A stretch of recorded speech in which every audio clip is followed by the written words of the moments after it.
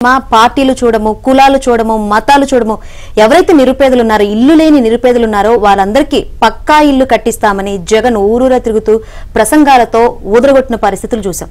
కానీ పరిస్థితులు దానికి భిన్నంగా ఉన్నాయి. ఎందుకంటే కేంద్ర ప్రభుత్వం ఏదైతే ప్రధానమంత్రి ఆవాస్ యోజన పథకం కింద 23 లక్షల గృహాలను మంజూరు చేస్తే ఎక్కడ వేసిన గొంగడి అక్కడే ఉన్న చందంగా 23 లక్షల గృహాలు నిర్మాణాలు జరగలేదన్న ఉద్దేశంతో 5 లక్షల గృహాలని రద్దు చేసిన పరిస్థితులు అయితే కనిపిస్తుంది. దీనిపై కేంద్ర ప్రభుత్వం కూడా చాలా సీరియస్ అయింది. సరే, మిగతా 18 లక్షల గృహాలు ఏమన్నా నిర్మాణాలు జరిగినాయి అంటే అది కూడా ఆ విధంగా అట్లానే ఉన్న పరిస్థితి, నిర్మాణాలు ఏమీ జరగకుండా సగం జరిగి ఆగిపోయిన పరిస్థితులు అయితే కనిపిస్తుంది. దీనిపై కేంద్ర ప్రభుత్వం కూడా సీరియస్ అయినట్లు తెలుస్తోంది.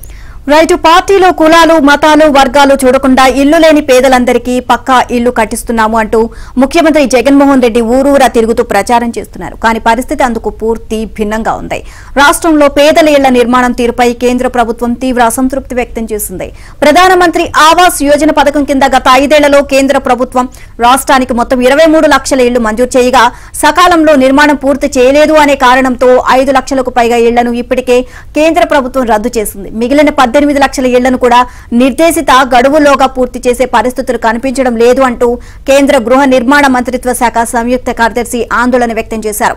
ఇటీవల రాష్ట్ర గృహ నిర్మాణ శాఖ అధికారులతో ఆయన వీడియో కాన్ఫరెన్స్ నిర్వహించారు. PMAY పథకం కింద మంజూరు చేసిన ఇళ్ల నిర్మాణంలో పురోగతిపై సమీక్షించారు. కేంద్రం నిధులు విడుదల చేస్తున్నప్పటికీ ఇళ్ల నిర్మాణం ఎక్కడ వేసిన గొంగలి అక్కడే అన్న చందంగా ఉంది అంటూ ఆయన అధికారులపై తీవ్ర అసహనాన్ని వ్యక్తం చేశారు.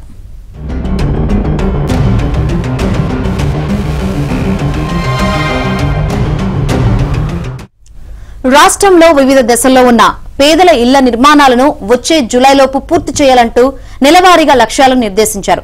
రాష్ట్రంలో ఇళ్ల నిర్మాణం తీరుపై కేంద్ర ప్రభుత్వం సీరియస్ కావడం ఇదే మొదటిసారి కాదు.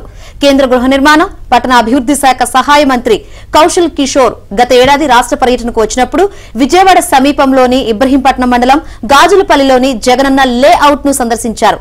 ఈ లేఅవుట్ లో 1402 ఇళ్లు మంజూరు చేయగా అప్పటికి 250 ఇళ్లు మాత్రమే పూర్తి చేయడం పట్ల ఆయన అసంతృప్తి వ్యక్తం చేశారు. ఆ తర్వాత కేంద్ర కమిటీ రాష్ట్రానికి వచ్చింది. వివిధ జిల్లాల్లో పేదల ఇళ్ల నిర్మాణాలను పరిశీలించింది. కేంద్ర ప్రభుత్వం ప్రధానమంత్రి ఆవాస్ యోజన పథకం కింద మంజూరు చేసిన ఇళ్లను రాష్ట్ర ప్రభుత్వం పేదలకు సక్రమంగా కేటాయించలేదని, ఇళ్ల నిర్మాణం కోసం కేంద్ర ప్రభుత్వం విడుదల చేస్తున్న నిధులను కూడా సక్రమంగా ఖర్చు చేయడం లేదని తప్పుపట్టింది.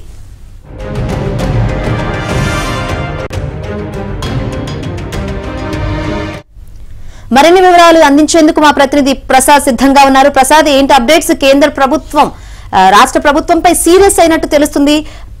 పేదలను కులాలను చూడము, మతాలను చూడము, పేదలందరికీ పక్కా ఇల్లు ఇస్తామని చెప్పారు. కానీ కేంద్ర ప్రభుత్వం ఏదైతే రిలీజ్ చేసింది 23 లక్షల ఇళ్లని, ఇంతవరకు అవి ఎక్కడ వేసిన గొంగడి అక్కడే ఉన్న చందంగా కనిపిస్తుంది. ఏంటి దీనికి సంబంధించి కంప్లీట్ అప్డేట్స్?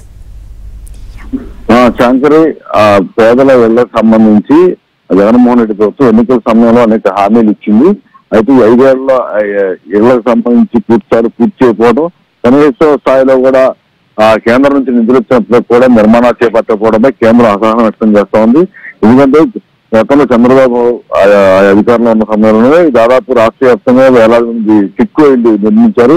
టిట్కో ఇళ్లకు సంబంధించి కూడా పేద మధ్యతరగతి ప్రజలు ₹1,00,000 నుంచి ₹50,000 చెల్లించి మరి ఇల్లు లబ్ధిదారులందరూ కూడా తమ సొంత ఇంటి కళ నెరవేర్చాలని భావించారు. అయితే రాష్ట్ర ప్రభుత్వం, కేంద్ర ప్రభుత్వం వాటాతో టిట్కో ఇల్లు కూడా పూర్తి స్థాయిలో ఇవ్వకుండా మొత్తం పక్కన పెట్టి ఈరోజు ఆ ఇంటి ప్రజాధనం దుర్వినియోగం చేసే విధంగా జగన్మోహన్ రెడ్డి వ్యవహరించారు. మొత్తం చిజాలుగా ఆ భవనాలు మారిపోయిన పరిస్థితి.